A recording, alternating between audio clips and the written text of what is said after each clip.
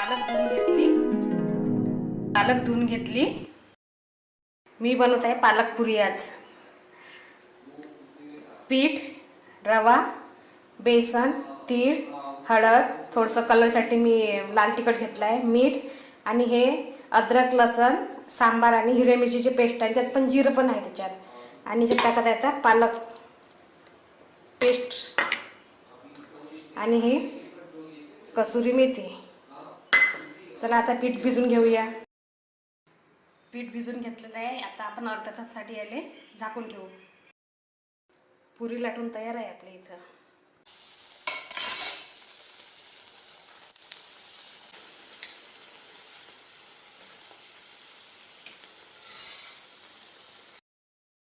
पुऱ्या तयार झाल्या, या मग खायला।